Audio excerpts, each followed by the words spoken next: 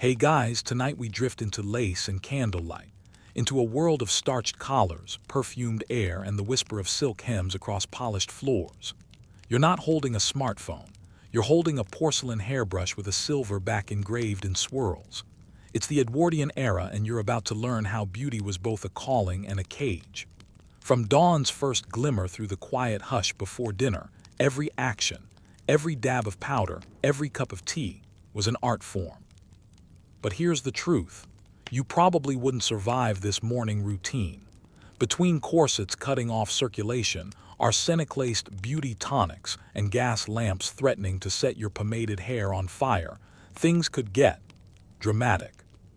So, before you get comfortable, take a moment to like the video and subscribe, but only if you genuinely enjoy what I do here. And tell me in the comments, where are you listening from and what time is it there? Now dim the lights, maybe turn on a fan for that soft background hum, and let's ease into tonight's journey together. It's just before sunrise. You wake in a bed that looks like a frosted cake, lace canopy, embroidered sheets, maybe a faint scent of lavender sachets tucked beneath your pillow. The house is still, but a maid has already stirred the fire. A tray sits ready, rose water, a porcelain bowl, and folded towels so crisp you could cut your fingers on them. You stretch, or try to, before remembering the corset you loosened only halfway last night. It's like sleeping in an armored hug, one you didn't ask for but can't afford to skip.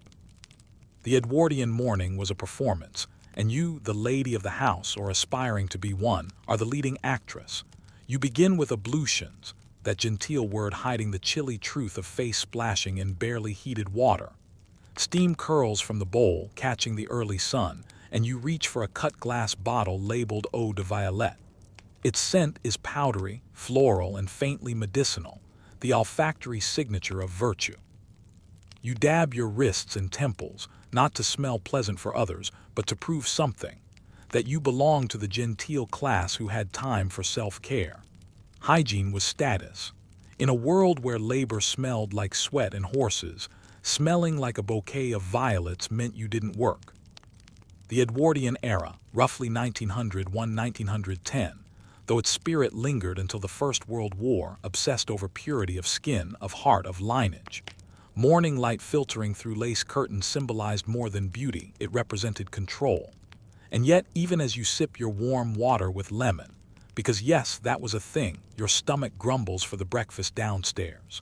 You'll wait until your hair, brushed 100 strokes first. Brushing, by the way, wasn't just vanity. Mainstream medical texts insisted that vigorous hair brushing stimulated the scalp and calmed the mind. One women's magazine swore it could cure anxiety, though historians still argue whether that was pseudoscience or just good marketing. You, however, sit there half asleep while your maid, lucky you, draws the brush from root to tip, over and over. Each stroke crackles faintly with static. You think about how every woman you know does this same ritual, like a congregation of sleepers in different rooms, polishing their reflections. Now there's a quirky truth. Many Edwardian women believed that morning air was essential for beauty. So you push the window open, even in February, letting in a breath of cold, coal-dusted air. You shiver but feel refined. There's a superstition that stale air breeds dull complexions. Some even hung sheets soaked in vinegar overnight to purify their rooms, a ritual that sounds more like pickling than purification. You move to your dressing table, a battlefield of glass jars, combs, ribbons, and creams labeled for the complexion. Most contain cold cream, beeswax, almond oil, and borax. It melts at your touch, soft and oily, and you massage it into your cheeks in slow circles. This, they say, keeps your skin dewy. The word dewy, of course, meant slightly greasy but expensive. Your mirror, framed in carved oak, tilts forward, revealing both your face and the truth of early 20th century lighting. Unforgiving. Electric bulbs are a luxury, but the glow of gaslight or candles casts everything in a forgiving haze. No wonder Edwardian beauty thrives in soft focus. The world itself is slightly blurred. The ritual continues. Teeth brushed with charcoal powder, yes, before influencers rediscovered it, and rinsed with a peppermint mouthwash that burns enough to make your eyes water. You pin up your hair roughly, tie your robe tighter, and step toward the wardrobe where rows of white lawn dresses and pastel corset covers await. Morning attire isn't about showing off, it's about preparation. The real show comes later, after tea, after everything's in place. As you pull on your stockings, you hear carriages outside, the rhythmic clop of hooves echoing like a metronome for another day of ritualized perfection. Somewhere in the city, a typist hurries to her post with ink-stained fingers. Somewhere else, a debutante groans at her governess's reminder to stand tall, shoulders back. But here, in this perfumed cocoon, time feels syrupy. You move slowly because you can afford to. And yet, not everything is as serene as it seems. Behind every delicate act of self-care lurks exhaustion, the quiet pressure to perform femininity flawlessly. An Edwardian lady's morning lasted hours before she even stepped outside. Diaries from the time whisper hints of rebellion, women writing that they long to go unwashed, unbrushed, and uncorseted just once. Historians still debate whether those confessions were satire or genuine cries for freedom. You finish your toilette, slip into a lace dressing gown, and sink into a chair beside the fire.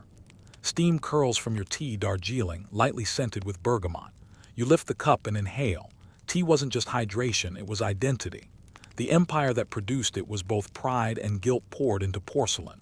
Somewhere in Ceylon or Assam, hands you'll never see pluck these same leaves at dawn. But you sip serenity. You whisper, lovely morning, and for a fleeting second you believe it. There's a knock at the door, your maid again, holding a small silver case. Inside, a powder puff, a tiny pot of lip salve, and a handwritten note from a friend inviting you to luncheon. You sigh. It begins again, the cycle of preparation, presentation, performance. But for now, in this scented quiet, you let your head rest against the velvet chair. You hear the clock ticking like a heartbeat and think, perhaps beauty is just another way to measure time. The light shifts, you catch your reflection once more. Beneath the powders and routines, you see her, the real you, blinking through the haze of lavender and lace. She's tired, amused, maybe even curious. What if tomorrow you woke and did none of this? Would the world end or just begin differently? But there's no time to wonder. The morning bells chime. The first corset strap waits, and you, like every woman of your age, will greet the day armed with scent, patience, and just enough powdered defiance to make it through. The corset lies on the bed like a sleeping serpent, smooth satin on the outside, whalebone ribs hidden within. You stare at it the way a gladiator might regard his armor, necessary, uncomfortable, faintly absurd. It's pale pink this morning with ribbons that gleam faintly in the light. Your maid stands ready, a faintly apologetic look on her face. She knows what comes next. "Ready, miss," she murmurs. You nod, gripping the bedpost as she draws the laces tight. The first pull is gentle, a whisper. The second feels like a promise. The third like betrayal. Breath shortens, spine straightens, ribs protest. Your waist compresses to the fashionable 20 inches that magazines call elegant and doctors quietly call medically inadvisable. But this is the Edwardian era. Posture is moral currency and beauty is a form of discipline. You don't just wear a corset, you behave one. You stand tall now, chin lifted, shoulders back, the way society expects. The mirror approves. Every line smooth, every curve accentuated. But deep down, you're already counting the hours until you can take it off. Edwardian women called the corset their second skin. It was the centerpiece of self-care, paradoxically both harmful and empowering. The tight embrace shaped not just the body but the mind. Good posture breeds good thoughts, one etiquette guide insisted, and you can almost hear it echoing in your spine. Still, there's humor in this torture. You remember the joke printed in Punch magazine. A lady never sighs, her corset won't allow it. You smile, faintly wheezing, and wonder if that was written by a man who'd ever tried one on. Historians still argue whether the average woman truly laced herself to extremes, or whether tight lacing was more myth than reality. Some claim it was a fashion fantasy exaggerated by caricature. Others, citing medical journals full of diagrams of compressed organs, insist it was all too real. Either way, every photograph from the time seems to shimmer with that impossible waistline, that impossible ideal. You move carefully now. Sitting is a production. Breathing is a performance. Even laughter comes out in small, delicate bursts, like bubbles that might pop if they dared too loudly. The corset demands grace, or at least the illusion of it. Beneath the surface, there's rebellion brewing. You can feel it in the loosened stays of younger women who insist on health corsets with flexible bonning. You can sense it in designers whispering about natural silhouettes. But this morning, rebellion can wait. You have laces to tighten and a society to impress. Once the corset is tied and smooth, the next layer follows, the petticoats. So many petticoats. Cotton, lawn, silk, each rustling like a soft round of applause as it's added. There's a peculiar comfort in the weight, a reassuring sense of being contained. Your maid helps you step into a chemise embroidered with tiny violets, then a corset cover trimmed with lace. Layers upon layers, privacy made textile. It's strange how this ritual of dressing feels both sacred and absurd. You think about how men, at this very moment, are pulling on trousers and jackets in under 5 minutes while you're 20 minutes deep into what's essentially a slow-motion art project. But then again, Edwardian fashion wasn't about speed. It was about transformation. You recall something Lady Mary Wortley once wrote a century earlier. A woman who is not properly laced is like a ship without a rudder. It was meant as a compliment, but you can't help imagining yourself as a ship, buffeted by societal winds, trying not to capsize in whalebone. And yet, there's an odd pleasure in it. The snugness, the sense of readiness, like armor before a duel. You can see why women defended it so passionately, even when reformers begged them to stop.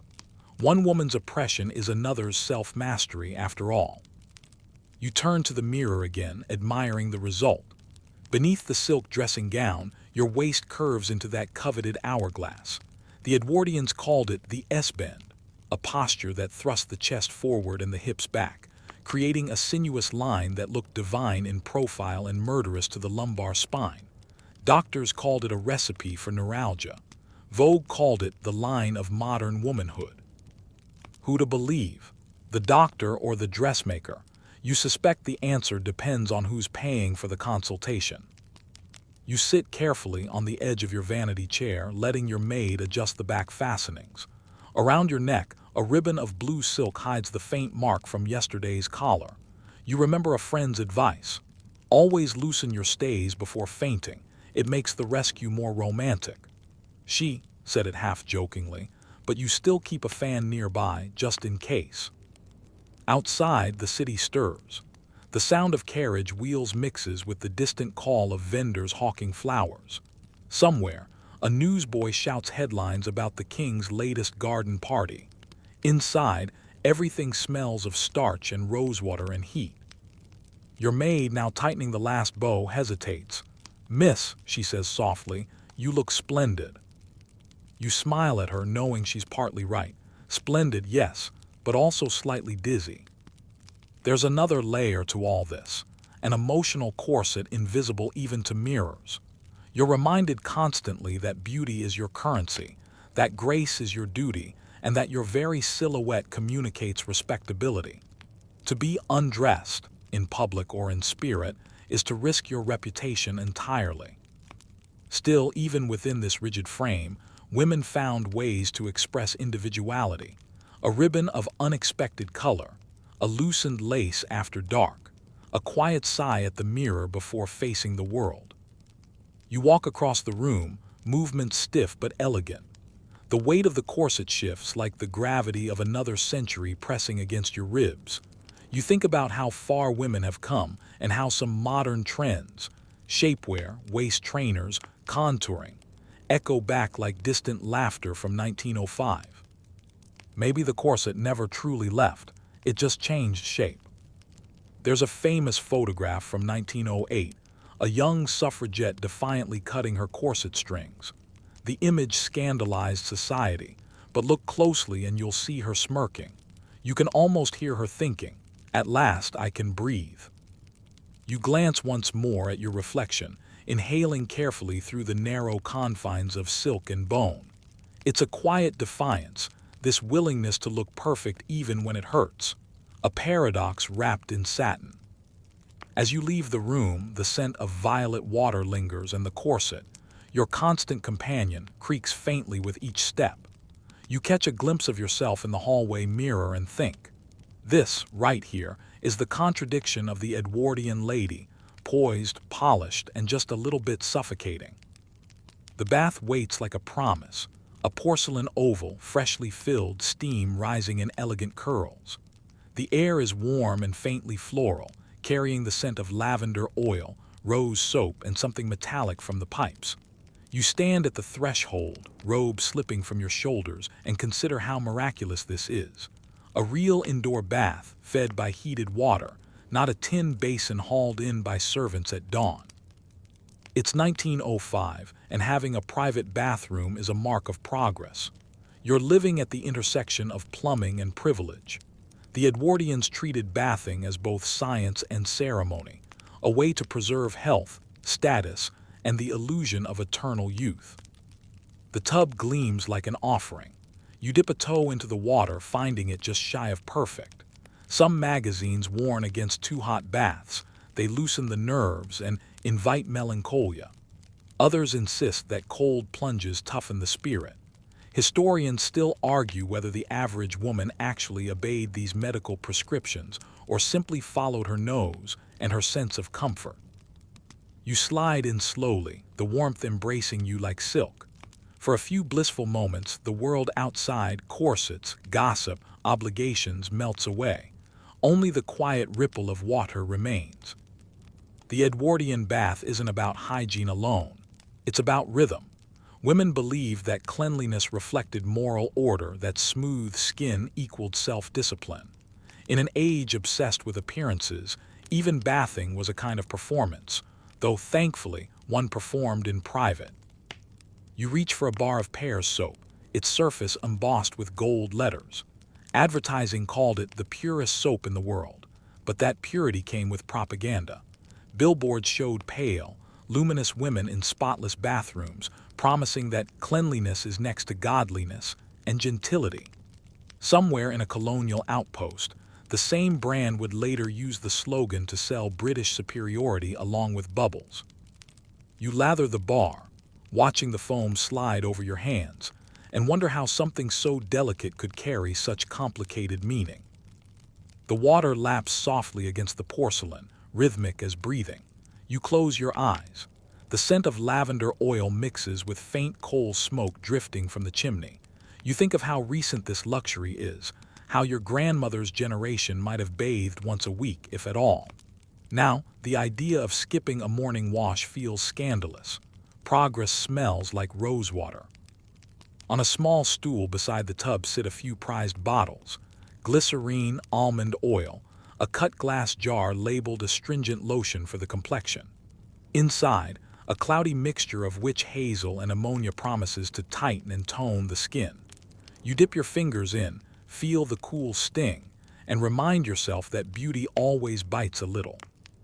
A rustle at the door, your maid returns, carrying a pitcher of fresh water.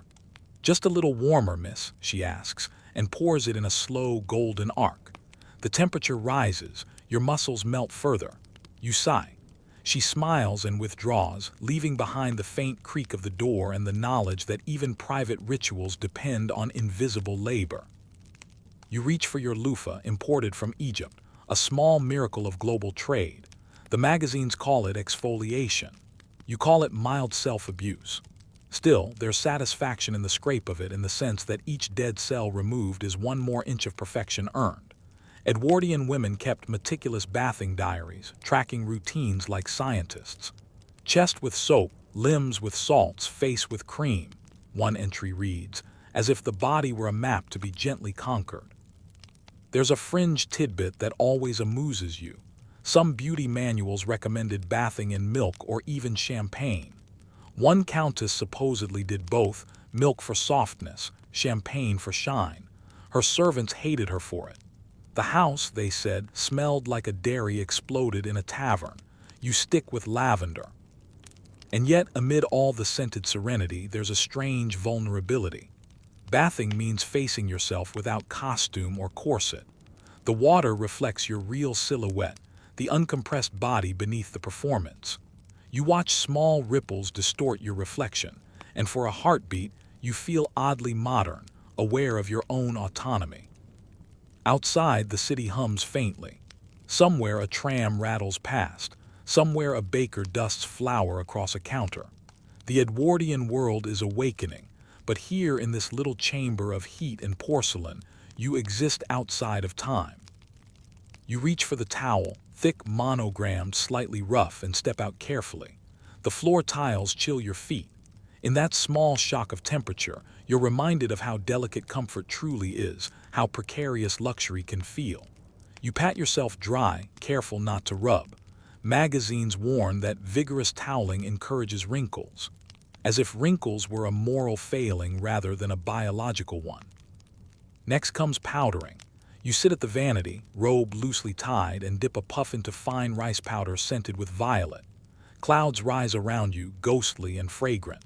The powder sticks to your damp skin like moonlight, softening every contour. In Edwardian homes, this step was crucial, not just to absorb moisture but to preserve the illusion of effortlessness. A true lady, they said, must never appear to have perspired. You smile at that, thinking of how the word sweat was considered indecent in polite society. Gentlewomen glowed. Horses and servants sweated.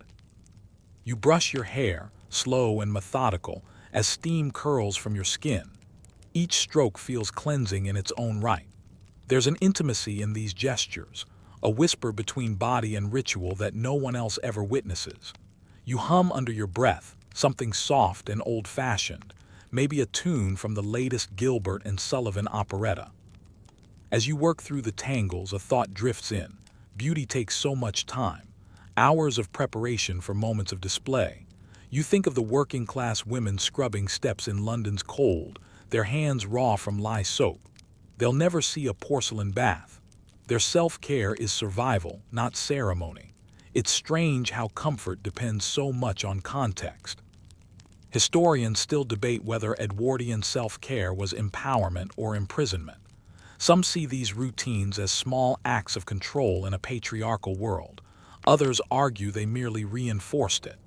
Maybe, you think, it's both. Maybe the bath was one of the few places a woman could truly breathe.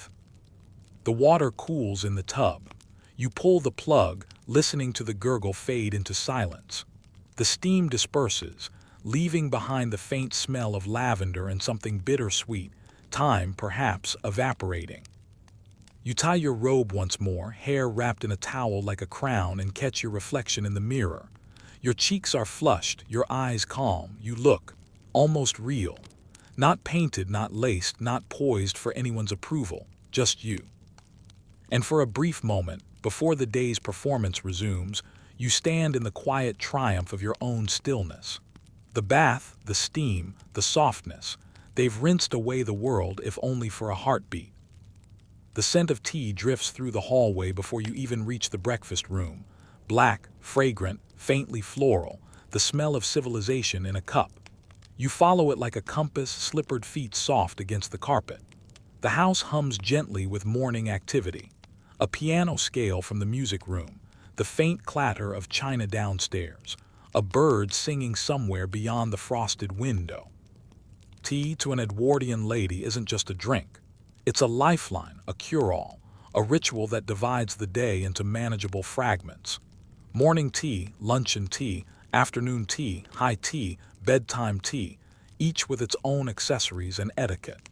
The empire runs on caffeine and ceremony, and you obediently take your place at the table where a silver tray gleams under the sunlight. You lift the teapot's lid and inhale, Darjeeling, the champagne of teas. The leaves, harvested from Himalayan slopes, have traveled halfway across the world to swirl now in your porcelain cup. You think of the advertisements, painted ladies smiling beside slogans like India's gift to the empire. They make it sound romantic. though you can almost feel the ghosts of colonial plantations rustling beneath the fragrance. Still, the aroma is divine. You pour carefully, never past 3/4 full. Edwardian etiquette insists on moderation even in pleasure. Milk first or last, that depends on your upbringing. Aristocrats say milk last. Middle-class hostesses insist on milk first to protect delicate china. Historians still argue whether this milk controversy was a matter of science or snobbery. You pour last naturally. One must keep up appearances. On the table sits an assortment of dainties: thin toast, marmalade, and a tiny dish of nerve tablets disguised as peppermints. They're quinine and caffeine pressed into sugar, basically Edwardian energy pills. You pop one into your mouth, instantly regretting it. It tastes like bitter soap and regret. At your elbow lies a small green bottle labeled Dr. Williams, pink pills for pale people. The name alone sounds like a joke, but in 1904 it was a bestseller. Women swore by it for nervous exhaustion, poor complexion, and tired blood. Translation: iron supplements laced with marketing genius. You turn the bottle in your hands, thinking of the countless women who believed these tonics could solve not just fatigue, but dissatisfaction itself. The Edwardian world runs on potions, liquid, powdered, or spiritual. Your friend Charlotte swears by a morning spoonful of cod liver oil for glowing skin. Another drinks lemon and sulfur water to cleanse the blood. There's even talk of a new health craze called electric tonics, bottles you plug into wall sockets that buzz faintly as you sip. You're not sure whether they cure ailments or cause them. You sip your tea again and smile faintly. Maybe the true medicine is this moment, the quiet warmth of porcelain in your hands, the steady rhythm of pouring and sipping. There's comfort in repetition, a structure that keeps chaos at bay. But gossip, too, flows as freely as tea. Across the table, your neighbor, Mrs. Pembroke, lowers her cup with conspiratorial grace. "Did you hear?" she begins. "Lady Evelyn has taken to bathing in red wine. They say it keeps the skin pink." You choke on your tea, half in laughter, half in disbelief. At the price of a small vineyard, no doubt. Mrs. Pembroke shrugs. Her husband owns 3. There's always a Lady Evelyn somewhere, pushing the limits of excess. You wonder if she actually believes in her crimson baths or if she's simply bored enough to try anything. After all, self-care in this age is equal parts sincerity and theater. A servant brings in a fresh pot, its lid clicking softly. The silver glints like liquid light. As you thank him, you notice the faint tremor in his hands. Too many trips from kitchen to parlor, perhaps, or too little rest. His exhaustion lingers in the air, a quiet reminder that your leisure depends on someone else's labor. You reach for the sugar tongs, tiny, ornate, ridiculous. Each cube clinks delicately into the cup. The sound is comforting, like punctuation in a silent conversation. You think of how this same ritual plays out across the empire, in London parlors, in colonial outposts, in cramped city flats where a chipped cup of tea still feels like a luxury. It's the great social equalizer, except, of course, when it is. On the sideboard stands a new curiosity, a bottle labeled Vin Mariani. You've heard of it. It's the talk of fashionable circles. The label claims it's a restorative wine enriched with the noble leaves of coca. You pour a thimbleful just to see. The taste is sweet, earthy, strangely invigorating. 10 minutes later, your fingertips tingle. Historians still argue whether Vin Mariani's popularity was due to its health benefits or the fact that it contained actual cocaine. You lean back, laughing softly to yourself. No wonder people felt so radiant. There's something almost futuristic about the Edwardian fascination with tonics. Every ailment has a bottle, every bottle has a promise. It's wellness culture before hashtags, a blend of science, superstition, and really good branding. You half expect someone to invent a detox tea next. Oh wait, they already did. You glance at the clock. Nearly 11. The morning has unfolded in quiet luxury, but the world beyond your windows is anything but still. Suffragettes march in London demanding the vote. Newspapers print stories of explorers conquering glaciers and jungles. Machines are flying now, actual flying machines. And yet here you are, measuring sugar cubes and debating the correct temperature for steeping. You pour one last cup, this time with honey, and let your thoughts wander. Maybe that's what tea is truly for, to slow the pulse of history long enough for contemplation. You imagine all the women of your time doing the same. Writers, teachers, duchesses, laundresses, each pausing for a cup, reclaiming a sliver of peace in a restless age. A final sip, a soft sigh. The tea cools, the tonics gleam untouched. You stand, smoothing your gown, feeling both fortified and faintly amused at the absurdity of it all. The ritual has worked its gentle magic. You're awake, alive, and ready for the day's performances. The teas to attend, the eyes to impress, the posture to maintain. Before you leave, you glance once more at the tea set gleaming in the sunlight. Steam rises from the spout like a genie's sigh. You smile, thinking, maybe self-care doesn't always need to make sense. Sometimes it just needs to be warm, fragrant, and held in both hands. You're back at your dressing table and the battlefield has been set. Brushes, combs, jars of pomade, ribbons, and an alarming number of hairpins arranged with military precision. This is the empire of hair, and like any empire, it demands tribute, patience, and possibly several casualties before noon. The mirror reflects your half-damp curls from the morning bath, loose and dark against your shoulders. The Edwardian ideal, not these natural waves. Oh no, fashion insists on height, towers, poofs, halos of hair that defy gravity and common sense. Your task today, transformation. Your maid, armed with pins and determination, approaches like a field surgeon. "We'll try the Gibson girl today, miss," she suggests gently, already knowing the answer. Of course. Every woman in the country wants to look like Charles Dana Gibson's impossibly poised illustrations, breezy, confident, and just a little untouchable. She parts your hair down the middle, then begins to tease, twist, and roll.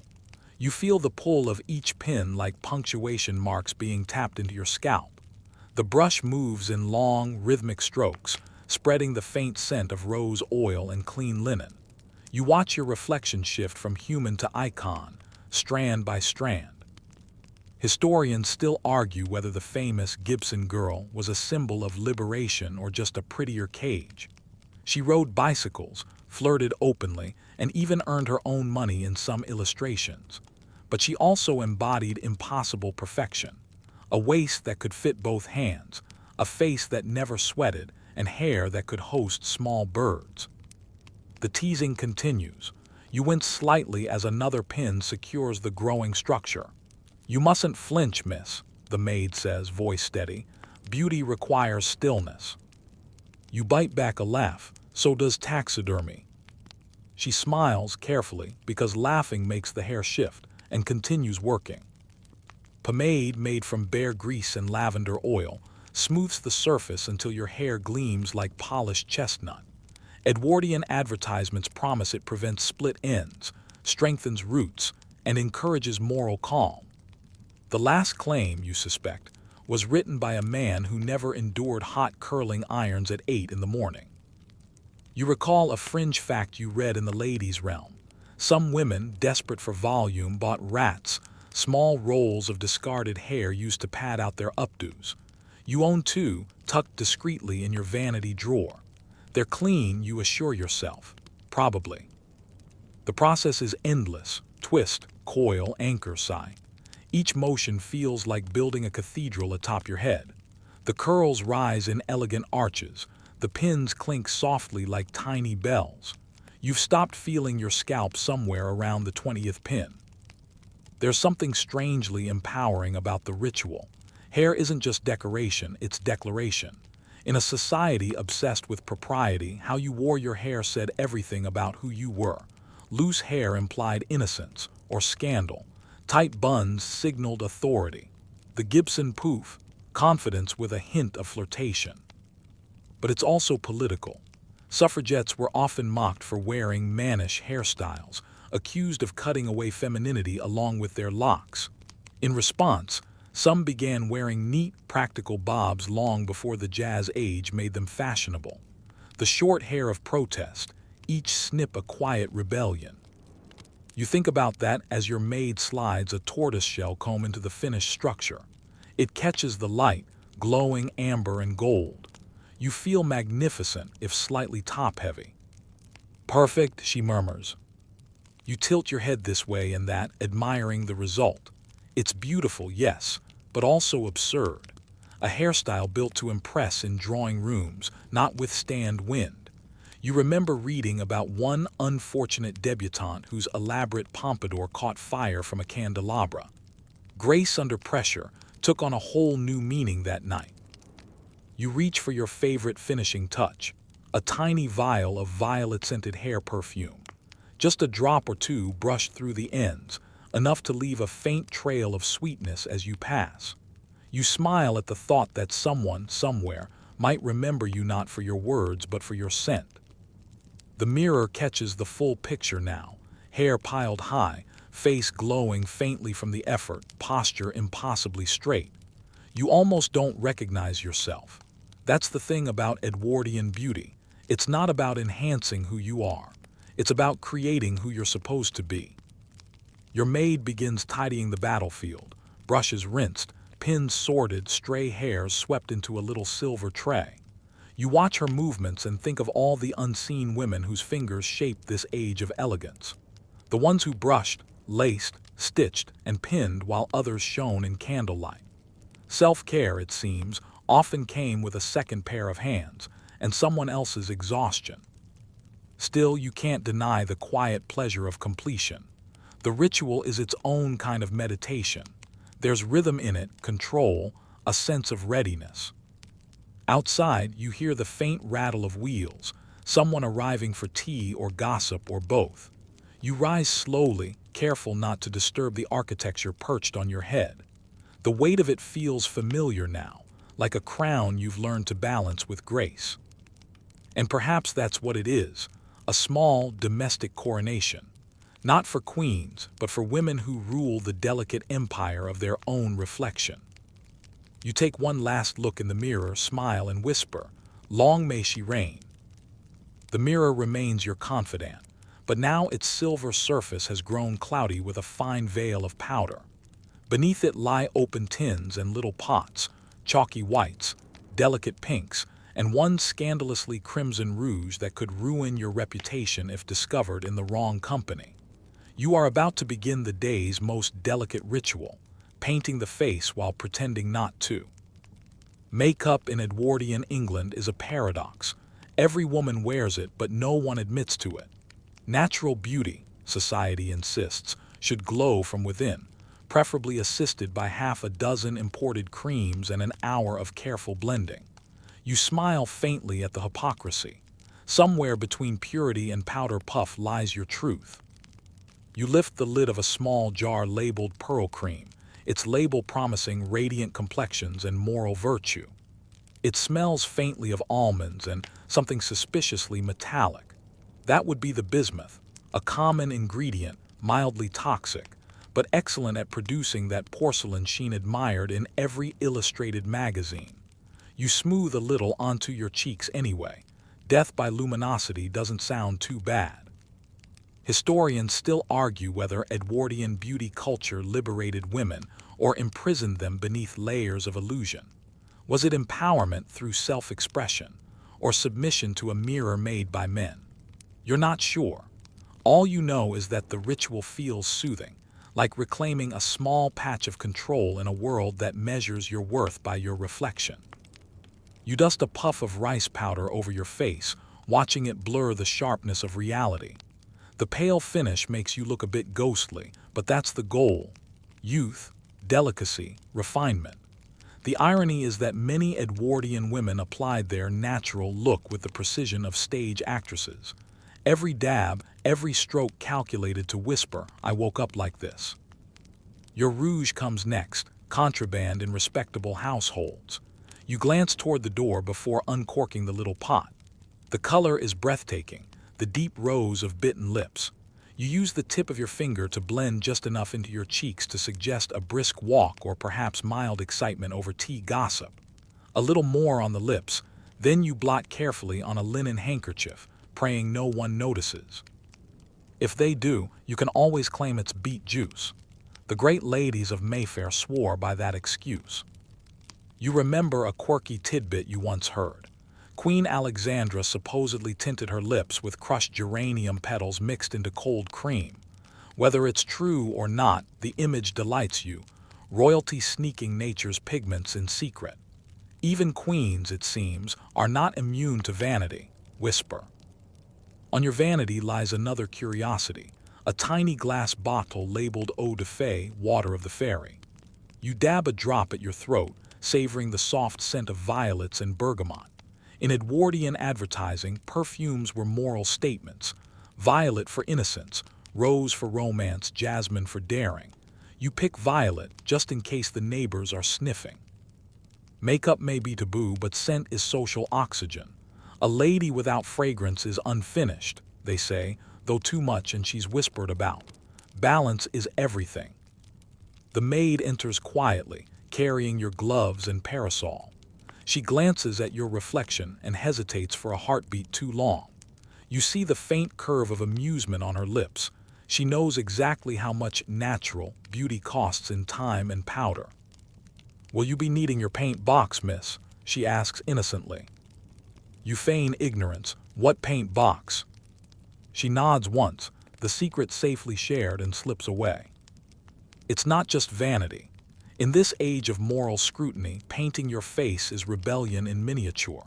You think of actresses, courtesans, and suffragettes who painted openly, women derided as painted Jezebels, yet free to define their own image.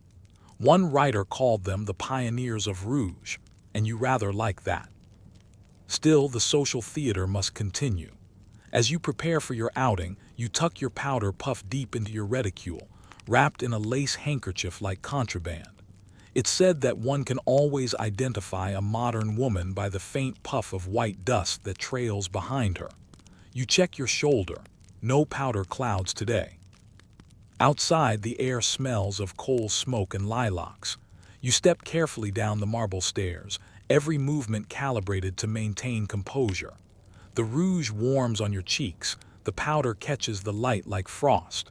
You feel ready, not just beautiful, but armored. And perhaps that's the true secret of Edwardian cosmetics. Beneath all the talk of decency and deception, it's really about self-defense. You wear your mask not to hide, but to survive. The carriage ride jostles slightly, but you keep your poise. Your compact mirror gleams from within your purse, small, round, and mercifully discreet. You peek once, reapply a whisper of powder, and close it before anyone can notice. Across the street, a young woman hurries past wearing visible rouge and an audacious feathered hat. The older ladies on the promenade tut disapprovingly, but you can't help smiling.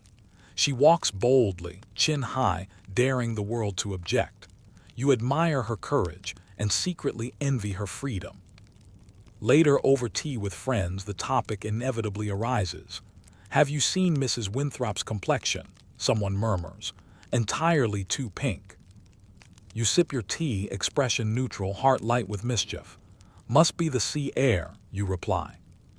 As laughter ripples around the table, you touch your cheek and think about the invisible sisterhood that unites all these women. The ones who mix pigments in secret, who dare to sparkle beneath moral grayness. Powdered conspirators, every one of them. The sun dips lower, softening the world into a glow that flatters even unpowdered faces. You catch your reflection in the tea room window, your handiwork still intact, delicate and defiant. You smile at the woman who looks back. She's not hiding anymore. She's simply choosing which version of herself the world gets to see today. And maybe that's the quiet power of Edwardian beauty. A revolution waged in whispers, one rouge pot at a time. The mirror greets you again, but this morning you face a different sort of challenge. Not the delicate dance of powders and pins. No, today it's the corset that calls. Or rather, the corset that has begun to call less loudly than it used to. The waistline wars have begun. You stand in your dressing room holding two garments, one a traditional hourglass corset, stiff with whalebone and ambition, the other, a shockingly soft, flowing creation by a Parisian designer named Paul Poiret. The first whispers discipline, the second murmurs liberty. You exhale slowly, torn between history and rebellion. Your maid laces the old corset first. The sound of it is familiar, the hiss of silk ribbons, the creak of stays, the quiet tightening that steals your breath like a thief in the night. She pulls, pauses, pulls again. You hold the bedpost for balance, ribs narrowing until your heartbeat feels ornamental. Is it too tight, miss?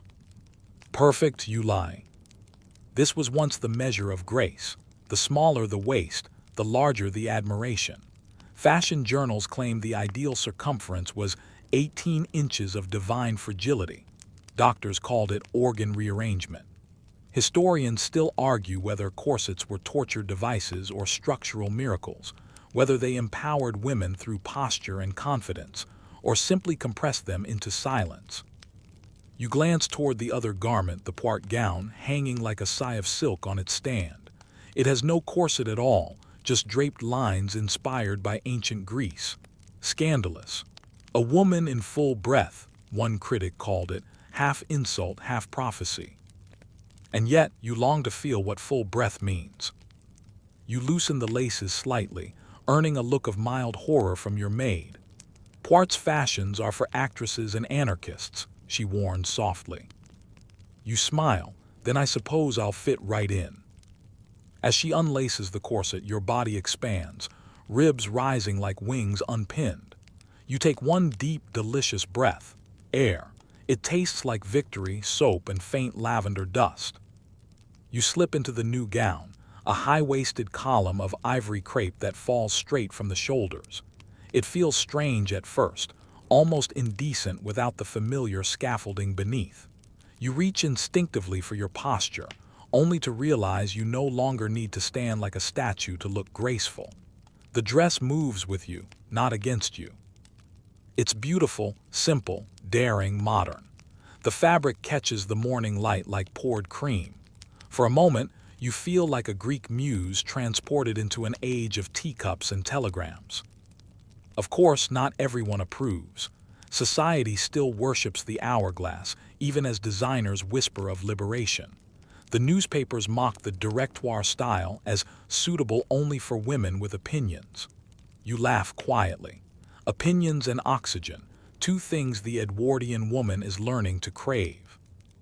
You recall a story from the Illustrated London News about a society lady who fainted during a garden party because her corset snapped mid-toast. The steel stays shot across the lawn like a liberated arrow, reportedly striking a cucumber sandwich. You picture it and chuckle. Fashion, you decide, is at its best when it rebels with good aim. But beneath the humor lies something heavier. You think of your mother's generation, how they laced themselves daily into compliance, believing discomfort was dignity. They called it the price of womanhood. Now, you realize it was the tax on their freedom. And yet the corset is seductive. It sculpts, defines, protects. Without it, you feel both free and unguarded, as though stepping into the world unarmored. There's a vulnerability in liberation no one warns you about. You turn before the mirror again, watching the new silhouette ripple as you move. It's strange but lovely. For the first time, your reflection seems alive, capable of breath and change. The empire line draws attention upward, away from the waist entirely. It's as if the fashion itself is whispering, "You are more than a measurement." Historians will later call this moment the death of the corset, though you suspect it's more of a slow, stubborn retirement. Some women will cling to their stays for decades, refusing to let go of structure. Others, artists, suffragettes, dreamers, will burn their bonning like banners. A fringe tidbit comes to mind. Early Poiret gowns were so loose that some society men demanded seat cushions at dinner parties, complaining they couldn't tell whether ladies were sitting or standing. The outrage, of course, only made the style more popular. As the day wears on, you test your new freedom. You can bend, twist, even breathe during conversation without fainting dramatically into a fern. You feel light, mischievous, human. Still, you keep the old corset folded neatly in your drawer. Not because you need it, but because it reminds you of where you began, of how much effort it took to look effortless. In the evening at a gathering, you spot other women experimenting too. Soft silhouettes mingle among the rigid hourglasses. Whispers ripple through the room like static. Daring, someone murmurs. Modern, another sighs. Unfeminine, a third hisses. You sip your tea and smile. They said the same about bicycles once. As the orchestra begins its gentle waltz, you walk across the floor with easy grace, no longer counting breaths or fearing stitches popping beneath satin. The fabric flows around you like a promise kept late, but kept nonetheless. And maybe this is what evolution looks like, not a sudden revolt, but a quiet, daily defiance. One woman unlacing, another refusing to tighten. One breath, one gown, one choice at a time. You pause by the window, watching the city beyond. Chimneys puffing against a silver sky, carriages rattling over cobblestones, progress inching forward in lace gloves. You smile to yourself. The waistline wars aren't just about fashion, they're about boundaries, bodies, and the beautiful chaos of change. You whisper, "Long live the loosened stitch," and the city hums in quiet agreement. Afternoon light drifts across your room like honey, thick and golden. The bustle of the morning, the corset debates, the hair, the tea chatter, has faded into that soft lull between lunch and twilight when society pauses for what it calls rest. You, of course, know that rest is rarely restful. In the Edwardian world, it's an entire ritual in itself, a performance of fragility performed with grace and monogrammed pillows. You recline upon a chaise long upholstered in pale damask, your ankles demurely crossed, your hands folded atop a silk coverlet. Somewhere nearby, a clock ticks like a polite chaperone. The air smells faintly of violets and dusting powder. This is your prescribed rest cure, the medical marvel of the modern age. The doctor said you looked a trifle pale, and so you've been ordered to spend an hour each day lying down in quiet dignity while someone else handles your correspondence. You're to avoid reading, writing, and anything that might excite the nerves. You've never been so bored in your life. But to protest would be unseemly. So you do what every self-respecting Edwardian woman does during her rest cure. You daydream about tea. On the side table, a silver tray gleams, set with your favorite teacup and a pot of Darjeeling steeping gently under its cozy. You reach for it because honestly, if the doctor wanted calm nerves, he should have prescribed more caffeine, not less. The first sip is perfect, floral, brisk, a touch of lemon. You close your eyes and imagine the world outside. Motorcars rumbling down Piccadilly, distant laughter from the park, and the occasional bark of a dog named after a duke. You're supposed to be thinking peaceful thoughts, but instead you think of steam engines, reform rallies, and your ever-growing list of unmailed letters. Historians still argue whether the Edwardian obsession with nervous exhaustion reflected real illness or social control. The so-called female malady was diagnosed with alarming frequency in women who read too much, argued too well, or wanted to work. The cure? A strict diet of stillness and submission, wrapped, of course, in satin comforters. You let your fingers trace the embroidery on the pillow beside you, wondering how many restless minds were calmed, or quietly crushed, by this polite prescription. Still, there's comfort in the ritual itself. The soft ticking of the mantel clock, the filtered light through lace curtains, the murmur of the house beyond. You feel suspended in time, neither awake nor asleep, like a butterfly pinned in place for admiration. Your maid enters silently with a tray of restorative treats, a thin biscuit, a dish of preserved cherries, and something labeled beef tea. You glance at the murky broth and suppress a sigh. Beef tea, they claim, can cure everything from melancholy to migraines. You suspect it could also dissolve wallpaper. "Thank you, Elsie," you murmur, and she leaves without a sound. You dip your spoon obediently, tasting the metallic warmth. Somewhere in London, there's probably a man being prescribed whiskey for the same complaint. Still, your thoughts drift back to the allure of afternoon repose. The Edwardians turned it into art. Rest wasn't laziness, it was status. A lady at leisure proved her gentility by how thoroughly she could not lift a finger. Entire etiquette books were written about the correct way to recline, angles of elegance, expressions of refined fatigue. But behind the glamour, there's a shadow.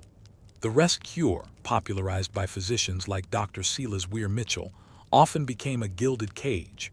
Women confined for months under the guise of healing, forbidden from art, writing, or work.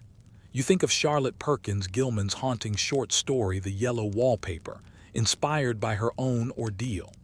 A woman, trapped and silenced, watching her sanity peel away with the wallpaper's pattern. You shiver slightly. To shake the thought, you pour another cup of tea, your true medicine. The ritual steadies you. Pour, stir, sip, sigh. You imagine each motion dissolving tension, each swallow restoring a little spark of rebellion. Outside, the afternoon deepens. You hear the faint jangle of a piano from the parlor below, a lazy waltz drifting up through the floorboards. Someone is practicing, fingers hesitating over a missed note. The sound comforts you, proof that not all rest is silence. Your eyelids grow heavier. Perhaps the doctor was right in his own peculiar way. A moment of enforced stillness does something to the mind. It stretches it, lets thoughts wander into corners normally hidden by noise. You start imagining your friends, each living their own version of this same hour. Lady Winthrop, no doubt, is lying beneath a mountain of lace in her conservatory, fanning herself dramatically and complaining about nerves. Miss Harrington probably turned her rest cure into a secret letter-writing session. And Mrs. Pemberley, she's almost certainly pretending to nap while mentally reorganizing her household staff. So maybe the rest cure isn't rest at all, it's camouflage. A soft laugh escapes you. Edwardian women may lie still, but their minds are rarely at ease. Beneath the stillness hums a quiet rebellion, a generation thinking behind closed eyes. You sip your tea again, catching a glimpse of your reflection in the silver tray. The light has shifted. Your features seem softer now, half-dreamed. Perhaps this, too, is self-care, not the corseted discipline of the morning, but the gentle permission to pause. A fringe tidbit drifts into memory. Some fashionable ladies installed rest rooms in their townhouses, lavish little chambers filled with fainting couches, books, and rose-colored lamps.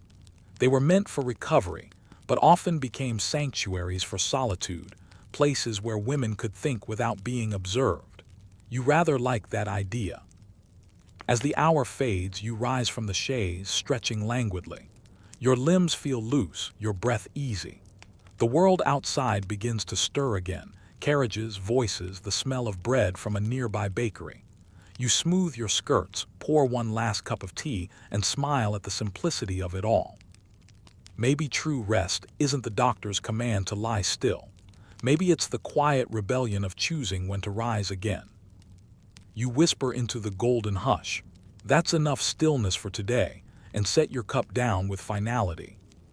You decide that if the doctor insists on rest, you'll at least make it glamorous. After all, self-care doesn't need to be solemn. It can fizz, sparkle, and occasionally smell like vinegar. Today's mission, a spa day at home. You survey your vanity table, which looks less like a medical station and more like a wizard's workbench.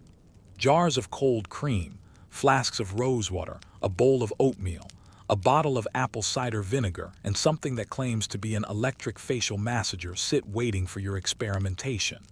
There's also a towel, a mirror, and your enduring sense of curiosity, which, given the era, is probably the most dangerous item in the room. The first order of business, hair rinse. You unpin the soft waves you so carefully arranged yesterday. They fall with satisfying relief around your shoulders. The scent of old pomade lingers faintly pleasant but heavy. You mix a solution of vinegar and rainwater imported from the garden bucket, and with dramatic flair pour it slowly over your scalp. The tingle is shocking, almost electric. You wince, then laugh softly as the smell fills the air. This, you remind yourself, is beauty through science, or at least, whatever the ladies' home journal defines as science this month. Historians still argue whether Edwardian self-care was practical hygiene or full-scale experimentation. Between arsenic wafers, mercury creams, and radium tonics, it's fair to say beauty sometimes glowed a bit too literally. You wrap your hair in a towel and move to the mirror for stage 2, skin rejuvenation. You grind oats into a paste, mixing it with cream and a drop of honey. The mixture smells wholesome enough to eat. With gentle circles, you apply it to your face, the roughness scrubbing away the morning's propriety. There's something delightful about the absurdity. An Edwardian lady turned kitchen alchemist, wielding oats against time. As you wait for the mask to set, you recall a fringe tidbit from a beauty column. One writer swore by applying raw meat to the cheeks for color and firmness. You decide you'd rather stay pale forever. The mixture tightens as it dries, and you pull a funny face at your reflection, part gargoyle, part goddess. You wonder if future generations will look back at this era and laugh at the idea of electric face toners and cold cream cures. Then again, who's to say they won't have their own absurd rituals? Tiny needles, light machines, invisible powders promising eternal youth. Some things, you think, never change. When the mask finally cracks, you rinse it off with cold water, gasping at the sudden shock. Your skin glows faintly pink, refreshed. You pat it dry with the softest towel you own, the one embroidered with your initials, a small indulgence that feels like identity in a world that prefers you faceless.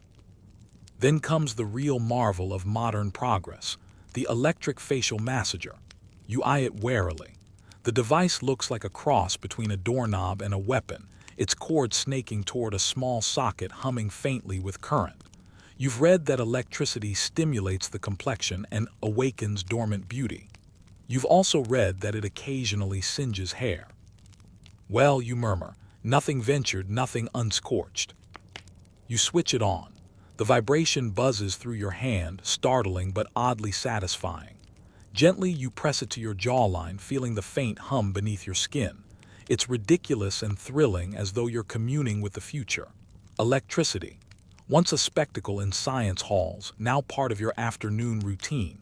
The Victorians might have worshipped fire, the Edwardians worship current. You hum along with the buzz, imagining your cells waking up, gossiping about the novelty. After a few minutes, you switch it off, face tingling pleasantly. No burns, no smoke, success. Next, you turn to the ritual of the tonic water. The label promises invigoration, circulation, and spiritual uplift. The ingredients, however, read like a pharmacy dare: quinine, alcohol, and something suspiciously labeled secret botanical essence.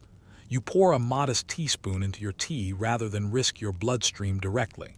The flavor is bitter enough to make your eyes water, but you do feel invigorated, though possibly from fear.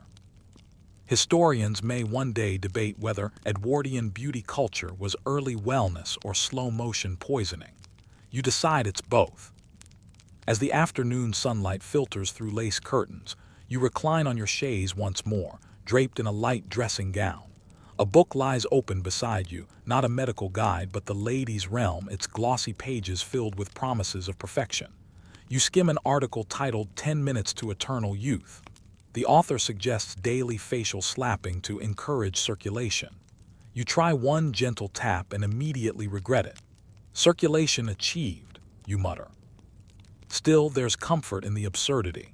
You imagine hundreds of women across London performing similar rituals at this very hour, some slapping, some steaming, all believing that beauty can be engineered like a bridge or a telegraph wire. It's the age of innovation, after all. If electricity can light a city, surely it can brighten a complexion. Your maid enters, carrying a tray of cucumber slices. "For your eyes, miss," she says, hiding a small smile. You thank her, settle back, and place the cool discs over your eyelids. The The world goes green and damp and faintly ridiculous. In this strange, fragrant silence, you realize something. These rituals, however absurd, aren't really about vanity.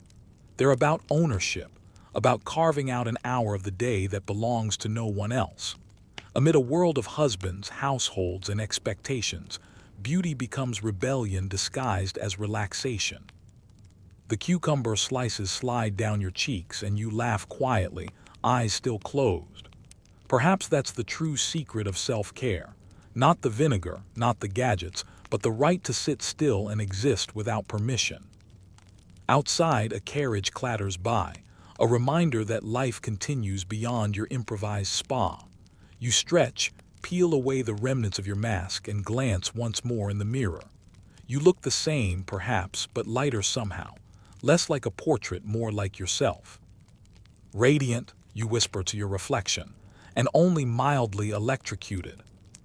You blow out the scented candle beside you, the smoke curling upward like a sigh, and smile at the fatting shimmer of light on the glass. For all the strange tonics and contraptions, maybe the truest rejuvenation is this moment, the stillness after the storm of self-improvement. The next morning dawns not with quiet but with clatter, the house already alive with the shuffle of servants, the murmur of errands, and the distant cry of the milkman. You rise, not to solitude but to society. The calendar on your dressing table reads Thursday, June 16, 1908, and a neat line of ink reminds you. Garden party, Lady Haversham's estate. Self-care, you think as you sip your first cup of tea, is about to meet its most public test. You dress not for comfort but for performance. Layer upon layer, petticoat, chemise, corset, gown, gloves, each chosen not just for beauty but for social translation. In Edwardian England, what you wore spoke louder than your words. A slightly wilted hat could mark you as provincial, too lavish a brooch as pretentious. The unspoken art lay in seeming effortless while secretly orchestrating every fold of silk. Your maid, efficient as a clockmaker, adjusts your sash. "Shall I fetch the parasol, miss?" she asks. "Yes, the ivory one. The sun might imagine it can touch me, but I prefer to keep my illusions intact." By noon, you are seated in the carriage, gliding past manicured hedges and polished facades. Other carriages join the procession, their wheels whispering the same soft rhythm of anticipation. The garden party is not a mere gathering. It is the arena of Edwardian existence, where the language of glances and posture matters as much as any sentence. As you arrive, the lawns unfold like a painting. White tents flutter in the breeze, musicians tune violins beneath trimmed chestnut trees, and a table gleams with china so fine it could bruise at a stare. Servants glide between clusters of guests, balancing trays of lemonade and cucumber sandwiches. You inhale the mingled scents of rosewater, tobacco, and freshly mown grass, civilization distilled into fragrance. You step carefully onto the lawn, parasol unfurled. Sunlight catches the lace of your sleeves, the sheen of your gloves, and the faint blush you achieved this morning with your secret mixture of beet juice and cream. Not a trace of fatigue or vinegar remains. You are an Edwardian lady in full bloom, composed, charming, and very slightly dangerous. "Miss, your complexion looks divine," Lady Eleanor whispers as she approaches, her feathers trembling like gossip. "Thank you," you reply smoothly. "It's astonishing what a little electricity and oatmeal can do." She blinks, uncertain whether you're joking. You are, and you are. Throughout the afternoon, conversations swirl like the lace fans fluttering in every hand. Topics flit from parliamentary reforms to poetry, from horse racing to the latest scandal involving a duchess and a stage actor. You contribute just enough to appear engaged, never enough to seem opinionated. That, after all, is another form of Edwardian self-care, guarding one's image as vigilantly as one guards one's skin. A small orchestra begins to play, a gentle waltz drifting across the hedges. You watch as couples turn in slow circles on the grass, their laughter soft, rehearsed. The rhythm of society itself, you think, is like a dance, each step choreographed, each smile measured to the second. When the music pauses, you find refuge near the refreshment table, where a maid pours lemonade into cut glass cups. "One lump or two?" she asks. "Three," you answer. "It's been a demanding morning." The lemon tang mingles with sugar, and as you sip, you study the crowd. There's something mesmerizing about how everyone moves within invisible boundaries. The men stand with hands clasped behind their backs, talking politics. The women lean together, murmuring about the new millinery line from Paris. A whole society of masks, silk, powdered, polite. And yet beneath the civility you sense small rebellions everywhere. The glint of a woman's ungloved hand, a whispered joke about suffragettes, a flash of bright lipstick daring the daylight. Self-care, it seems, has evolved into a subtler art, the maintenance of spirit under the weight of formality. You find yourself beside a young woman with cropped auburn hair and an unmistakably mischievous smile. She introduces herself as Miss Clara Montfort, writer, traveler, occasional nuisance to editors. "I heard you mention electric massage earlier," she says, her tone conspiratorial. "I've been reviewing one of those contraptions for the ladies' pictorial. Did you survive it?" "Barely," you laugh, though my complexion claims to have enjoyed the adventure. "Ah, the lengths we go to for a glow," she muses. "Men have cigars and politics, we have vinegar and voltage." You clink lemonade glasses with her. For a brief moment, the conversation feels startlingly modern. Two women sharing wit and irony instead of recipes and gossip. You wonder how many like her exist, quietly rewriting the definitions of grace and womanhood. Later, as the sun begins to sink, the light takes on that peculiar Edwardian gold, a hue that flatters everything it touches, even memory. The orchestra shifts to softer melodies, and the chatter mellows into a low hum. Somewhere, a peacock screams, because even beauty needs drama. You drift toward the fountain, its water glinting like liquid silver. Around you, laughter mingles with the rustle of silk and the faint clink of porcelain. The scene could be mistaken for serenity, but you sense the tension beneath, the awareness that this world, this order, this perfection cannot last. Already, motorcars are replacing carriages. Suffragists are replacing silence. A new century is waiting just beyond the hedges. You take one last sip of lemonade, taste the faint bitterness beneath the sugar, and smile. Perhaps that is the essence of Edwardian elegance, to know it's fleeting and still to lift your parasol against the sun. As the carriage carries you home, the evening wind cool against your face, you think of the day's performance, the artifice, the charm, the unspoken rules. And yet beneath it all, you feel something shift. Self-care, for all its pomades and proprieties, might simply mean remembering who you are when the music stops.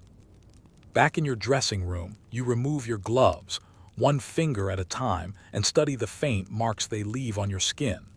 The room smells faintly of lavender and fatigue. In the mirror's reflection, the day's polish begins to soften into something human. You smile to yourself, tired, amused, alive. Tomorrow will bring new rituals, new disguises. But tonight, the only adornment you need is quiet. You close your eyes, still hearing the echo of laughter across the lawns, and let the century breathe around you, fragile, gilded, waiting to turn. Evening settles over the city like a silk shawl, soft and deliberate. Gaslights bloom along the avenues, each one flickering to life with a sound like an inhale. You sit by your vanity, pins released, hair unspooling in slow, syrupy cascades over your shoulders. The party's chatter still hums faintly in your memory, but tonight is for stillness. The Edwardian woman's evening ritual was a symphony of small graces, a choreography of brushes, bottles, and patience. You reach for your silver-backed hairbrush, the one with your initials engraved by an overly sentimental suitor, and begin the familiar rhythm. 100 strokes before bed. A century's worth of women swore by it, not for vanity, but for order. In a world that could demand perfection at breakfast and obedience by lunch, this nightly act was a whisper of control. Each stroke loosens not just the tangles of the day, but the pretense you wore with your gown. You let your thoughts drift as the bristles glide from root to tip. Historians still argue whether this ritual truly strengthened the hair or merely polished the illusion of care. Either way, it worked on the spirit. Your mirror catches your eye. The reflection feels softer now, less performed. Without powder or pearls, you look strangely more real. You smile. Perhaps authenticity is the most luxurious cosmetic of all. The dressing table holds a small collection of bottles: rose water, cold cream, violet lotion, glycerine for the hands. Each one bears a handwritten label and a promise. You dab a little cold cream along your temples. It smells faintly of almonds and nostalgia. You recall an article from the Queen magazine warning women against sleeping in emotional distress, as it might etch the furrows of discontent upon the brow. You chuckle softly. If only peace of mind came in a jar. Still, you do your best, because every Edwardian lady did. Self-care in this twilight hour wasn't about indulgence, it was about armor, the softest kind made of scent and silence. Your maid enters quietly, carrying a steaming bowl of chamomile water. She sets it on the table, dips a folded cloth, and offers it wordlessly. You press it to your face, the warmth seeping in, the scent settling like a lullaby. "Shall I draw the bath, miss?" You nod. In the adjoining room, the water begins to pour, a low, melodic sound, almost like rain. You undress slowly, unbuttoning the day layer by layer. The floor cool beneath your feet, the air scented faintly of lavender soap. The tub gleams under candlelight, a porcelain moon in miniature. Steam curls upward, catching the glow, and for a moment you imagine yourself dissolving into it, just another wisp of history. You sink in, the heat wrapping around you like a secret. Muscles uncoil, thoughts drift. Somewhere beyond the walls, a carriage clatters by. Inside, the world grows smaller, safer. They say Edwardian women bathed religiously, often twice a day if they could afford it. Hygiene had become the new social virtue. Soap advertisements promised moral as well as physical purity, because naturally, being clean meant being good. You grin at the irony. If only cleanliness could scrub away hypocrisy. You lean back, closing your eyes. The world blurs into the rhythm of dripping water. There's a fringe fact you once read. Some ladies added champagne to their bathwater for complexion brightness.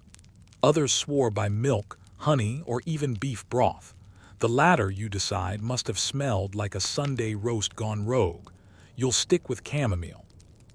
When the water cools, you rise and wrap yourself in a towel, the fabric coarse and honest. In the mirror's reflection, you see not the society lady, not the hostess, not the daughter of propriety, just you. Flesh, warmth, and a hint of rebellion in the softness of your gaze. On your bedside table waits a small tray, a teacup, a biscuit, a book of poetry by Christina Rossetti. You settle into bed, propped against embroidered pillows, hair still damp and curling at the ends. The sheets smell faintly of starch and lavender. You take a sip of tea, soothing, earthy, faintly sweet. The candlelight wobbles slightly with your breath. You think about the women across the city performing their own versions of this same ritual. Some in grand houses, others in small rented rooms above hat shops, all of them chasing the same elusive peace, the quiet between expectations. Historians may one day call this era gilded, but from where you lie it feels more like glass, fragile, transparent, beautiful when light passes through, but perilous to the touch. You open your book, let the words hum through the soft quiet. Come to me in the silence of the night. Come in the speaking silence of a dream. The poetry folds perfectly into the evening, as if Rossetti herself is whispering across the decades. You close your eyes, murmuring a silent thanks for softness, for solitude, for the small rebellion of rest. Because that too is self-care, the right to stop. Before sleep claims you, your last thought drifts toward the future. You wonder if women 100 years from now will still sit before mirrors, still chase balance between beauty and peace. You hope they will, but with less guilt, fewer corsets, and more laughter. The candle flickers once, twice, then steadies, its glow matching the rhythm of your breath. Outside, the city exhales into night. Inside, you become stillness itself. Morning seeps back into your room like a polite visitor, gold through lace curtains, faint birdsong from the garden, the whisper of distant hooves on cobblestone. You stretch, slow and cat-like, cocooned in that tender pause before the day begins demanding things of you again. But today is different. There's a quiet thrill in the air, something that feels almost mischievous, because today you are not dressing for society. You are dressing for yourself. The notion feels revolutionary. You linger before your open wardrobe, rows of gowns like obedient soldiers awaiting orders. Satin, lace, chiffon, each one a declaration of elegance, each one slightly exhausting. And yet there in the corner hangs a simpler dress. Cotton lawn, pale blue, with a neckline made for breathing and sleeves loose enough to move freely. It's not fashionable enough for London, but perfect for solitude. You choose it. No corset, no lace collar, just softness. You tie your hair in a loose knot, let a few strands escape deliberately, your own quiet scandal. Downstairs, breakfast waits in the sunroom. Porridge with cream, strawberries, a pot of tea steaming in its silver cradle. The tablecloth glows white under the morning light, and you feel absurdly grateful for it. The calm, the order, the chance to sit still. Your spoon pauses halfway to your mouth as you remember something you read recently in the Gentlewoman's Review, a short essay titled The New Leisure. It claimed that women were beginning to understand rest as an art form, not an absence of activity. You smile. Self-care, it seems, is slowly learning to exhale. You take your tea to the garden, bare feet brushing against the dew. The air smells of roses and wet soil. The world feels younger out here, simpler. You close your eyes and listen to the layered hum of bees, distant carriages, and your own heartbeat, steady, unhurried. For centuries, leisure was a luxury reserved for men. The thinkers, the poets, the philosophers in their studies. Women, meanwhile, were expected to embody grace while laboring invisibly for it. But here, in your quiet patch of sunlight, you claim a sliver of rebellion, doing absolutely nothing. Historians still argue whether Edwardian women truly embraced leisure or merely performed it, whether the afternoon teas and garden strolls were freedom or another kind of cage. But you sense the truth lies somewhere between. Maybe freedom begins when no one is watching. Your thoughts drift to a curious piece of trivia you once overheard. Some Edwardian ladies, in pursuit of mental hygiene, paid visits to seaside sanatoriums where they would spend days simply resting. No letters, no obligations, just ocean air and silence. It sounds idyllic, though you suspect the fresh air came with an equal dose of boredom. Still, the idea lingers, rest as medicine, not laziness. A breeze picks up, teasing your hair. You lie back on the grass, arms spread, face tilted toward the sun. Your maid would faint if she saw you now, barefoot, grass-stained, hair unpinned. But you feel gloriously alive, almost elemental. And in that moment, you realize that self-care, stripped of rituals and recipes, is simply permission. Permission to stop pretending. Permission to be warm, hungry, tired, and real.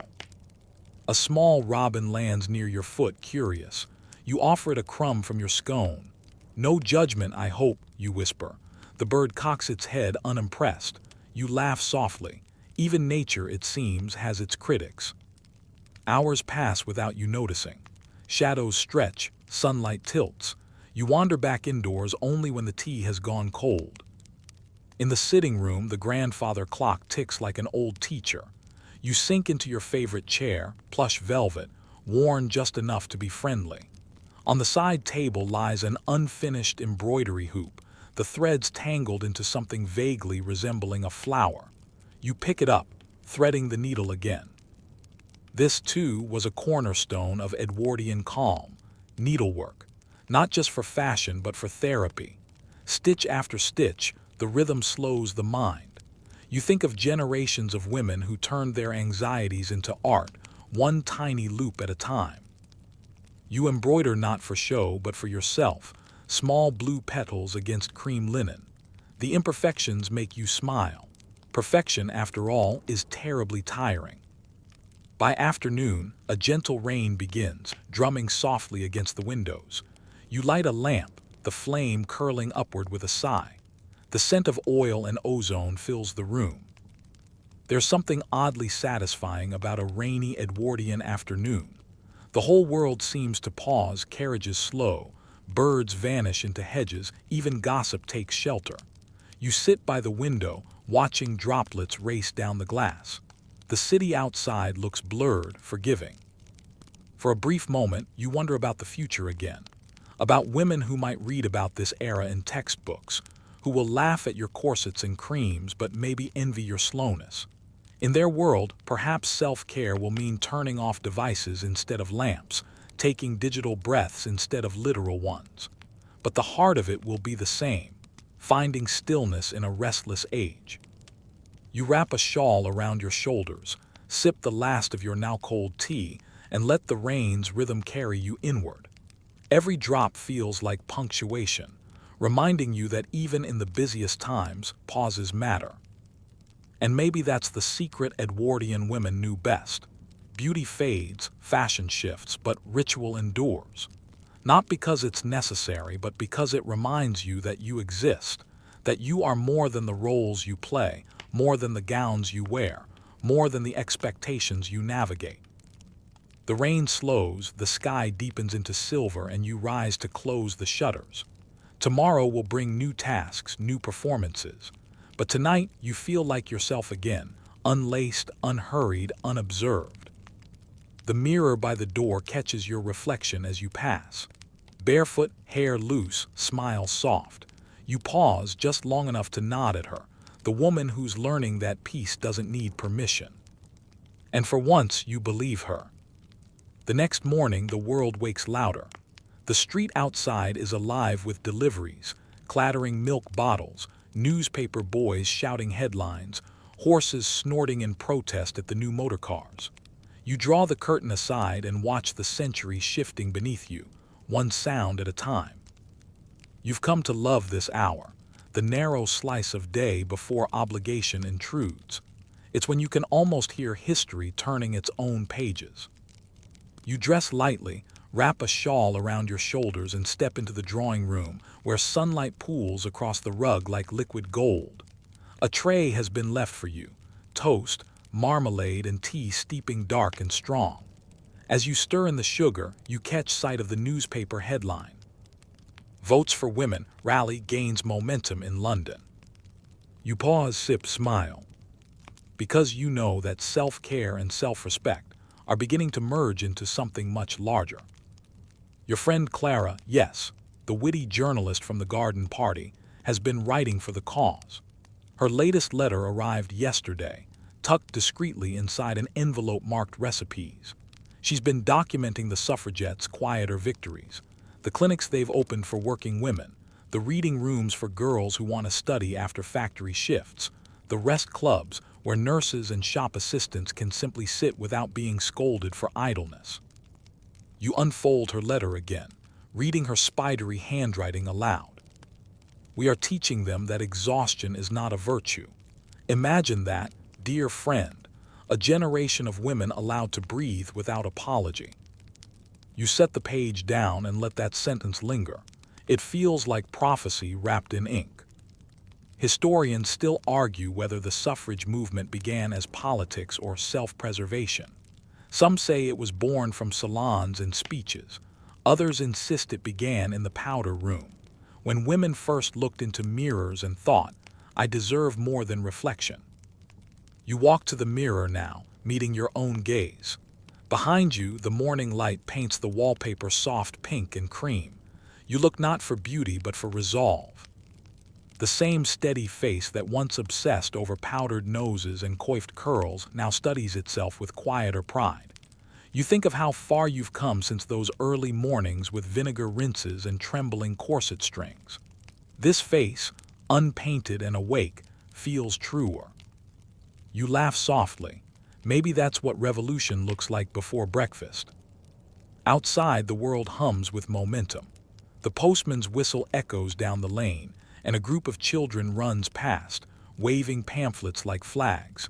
You open the window just enough to hear their laughter. The air carries the smell of coal smoke and lilacs, civilization and spring colliding. For a moment, you imagine the city as a single living organism. Every woman, every worker, every lady and laundress part of the same great breath. Some inhaling hope, some exhaling fatigue, all pulsing toward change. Your housemaid, Margaret, enters with a worried look. "Beg pardon, miss, but they say there'll be demonstrations this afternoon near Trafalgar Square. Women chaining themselves to lampposts again." You arch an eyebrow. How industrious of them. Margaret hesitates. You don't think it's unladylike. You take a thoughtful sip of tea. "My dear, I think breathing freely is always ladylike." She blushes, unsure whether you're serious. You are entirely. Later that day, you walk into town under a wide-brimmed hat, the kind meant to hide expression. The streets are buzzing. Posters line the walls, purple, green, and white banners declaring votes for women. The crowd is thick, alive with purpose. Some cheer, some jeer, but everyone watches. You stay near the edge, heart thudding, as the voices rise together in song. March, march, many as one. Shoulder to shoulder and friend to friend. You don't sing aloud, you're not that brave yet, but you mouth the words, feeling them vibrate through the cobblestones. Then you notice something small but arresting. A woman at the edge of the crowd holding a baby in one arm and a banner in the other. She looks tired, fierce, and utterly magnificent. You can almost see the future reflected in her eyes, the one where self-care doesn't mean pampering, but power. A constable shouts for order. The crowd murmurs back. Pigeons explode upward in confusion. And yet, beneath the noise, you sense something unbreakable forming. Historians will later write about this movement in big, booming sentences, about parades and prisons, hunger strikes and speeches.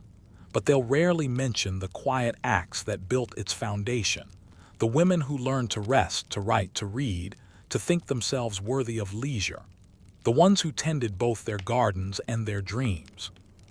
As you turn to leave, a pamphlet flutters against your skirt. You catch it before it lands in the mud. The slogan reads, "To care for oneself is to prepare for freedom."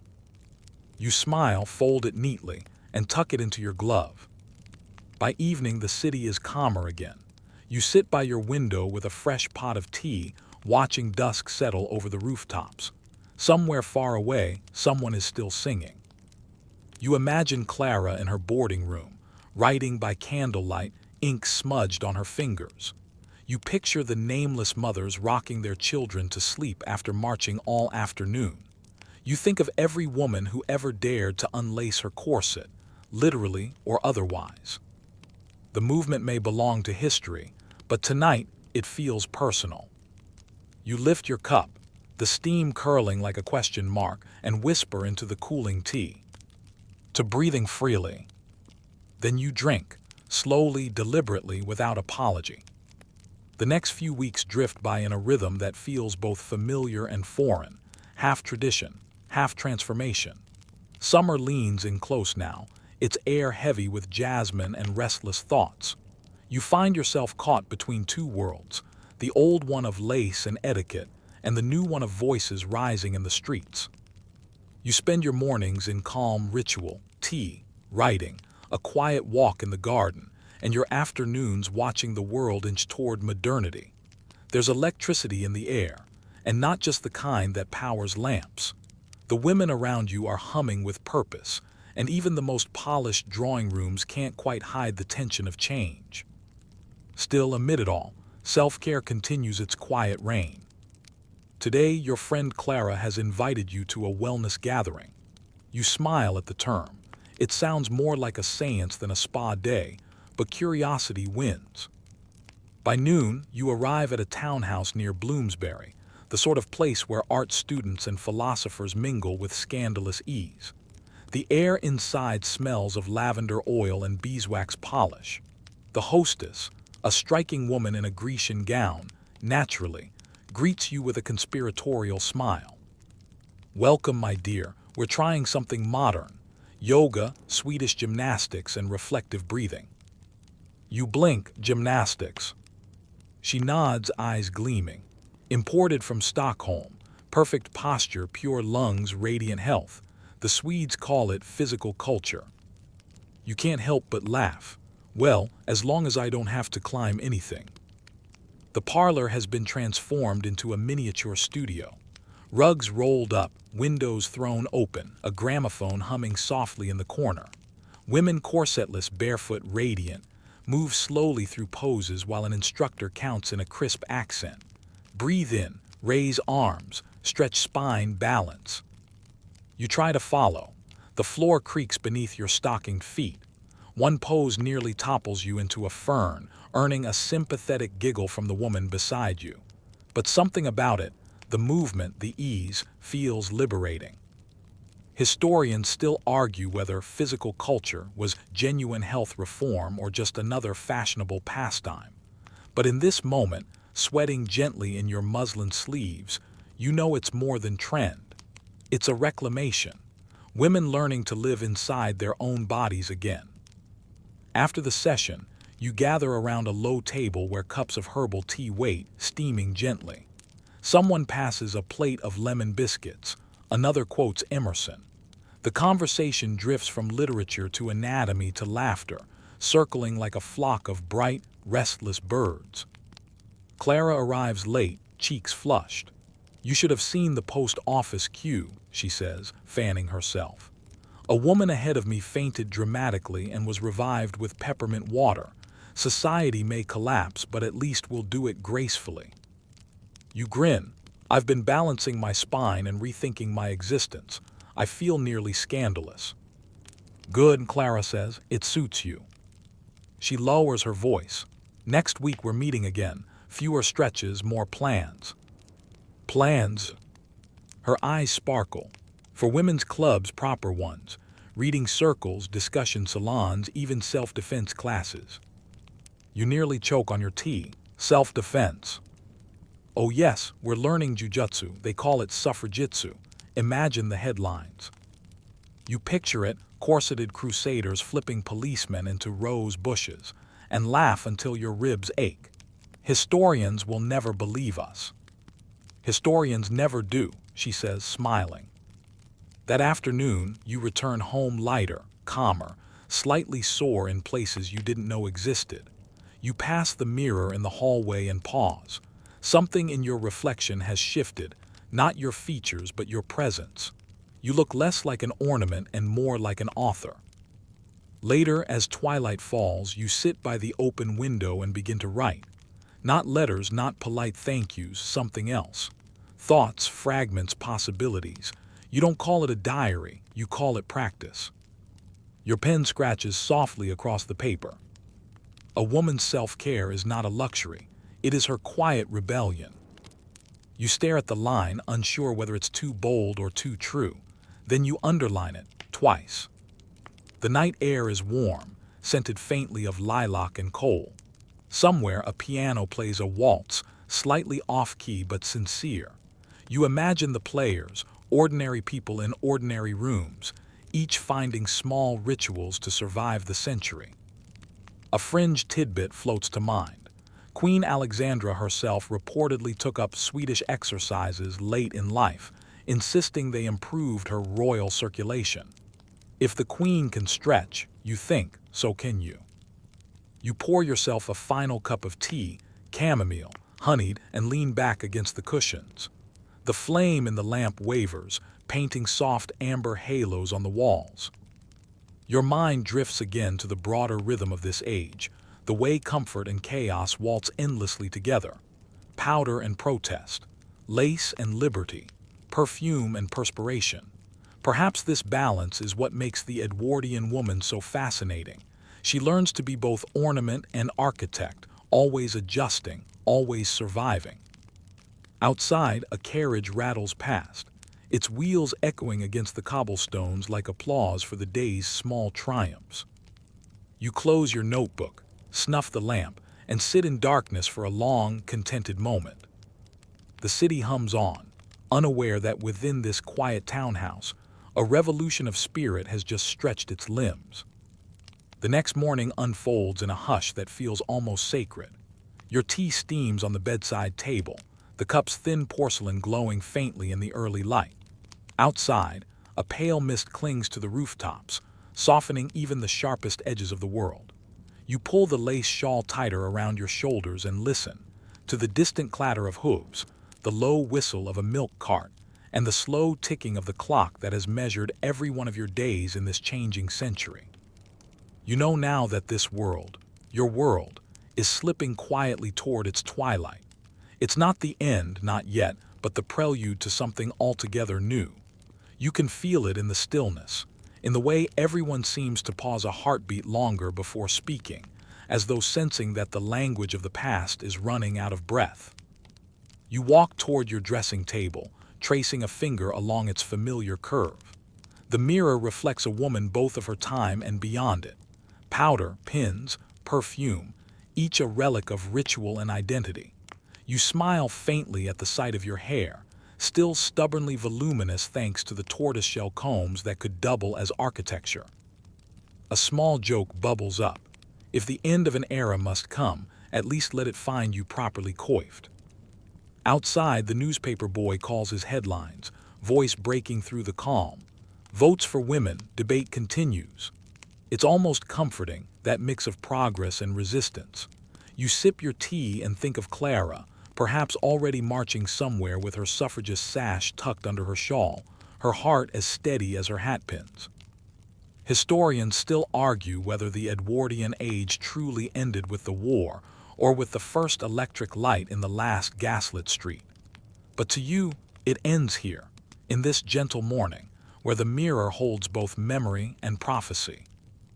You step to the window and open it wider. The city breathes beneath you, its rooftops gray and gold in the fragile sun. Somewhere, a gramophone plays a sentimental tune. Somewhere else, a typewriter begins tapping out the future. You remember how it all began. Violet water, lace curtains, the quiet power of small rituals. You think of the women who filled parlors and boudoirs with laughter, lotion, and longing. How they managed to create moments of grace within cages of expectation. A fringe detail drifts back to you. In 1910, a beauty columnist advised women to greet the world with a calm complexion and a conscience clear of envy. You laugh softly. Even a century later, that advice still stings a little. You begin your final routine of the day: powder box, hairpins, the faint shimmer of shell combs. But tonight you move slowly, reverently. These aren't chores anymore. They're memorial gestures, tributes to a vanished choreography of care. Each stroke of the brush feels like a conversation with all those who came before you, mothers, daughters, sisters, each trying in her own way to master the art of being seen and surviving it. You catch your reflection again, noticing something subtle. Time has softened the edges, yes, but it's also revealed a different sort of beauty, the kind that needs no witness. The lamplight glows like honey as evening folds itself over the room. You pour your last cup of tea for the night, Earl Grey this time, its citrus whispering against the air. You breathe in deeply, the warmth spreading through your chest like a promise. A gentle sadness lingers. You know this ritual, this world of whispered grace and porcelain patience cannot last. The dresses will shorten, the corsets will loosen, and soon the world will roar into war. Yet even as that shadow approaches, you find comfort in knowing that care, true care, will adapt and survive.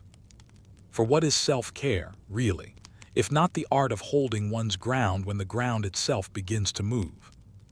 You close your eyes and imagine the Edwardian world fading into sepia, a flicker of lace at a garden gate, a cup of tea cooling beside a diary, the faint scent of rosewater lingering long after the door has closed. And perhaps, years from now, someone will open an old dressing table drawer and find a tiny bottle of violet perfume, its scent still clinging to the air. They'll smile, unaware that in that fragrance lives an entire age, its grace, its contradictions, its quiet defiance. You sit back, letting the room blur softly around you. The ticking of the clock slows, even the city outside seems to hush. And as your breathing evens, the final thought settles. The Edwardian woman, for all her lace and laughter, was never just decoration. She was discipline, devotion, and a dream of beauty strong enough to survive the century that tried to define her. The night deepens.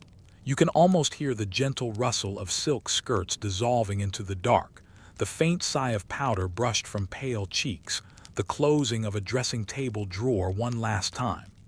The world grows still, and the candle's flame dances lazily, its light melting into gold and gray. You breathe in through your nose, slow and deep, catching a ghost of lavender and tea that seems to linger in the story's air.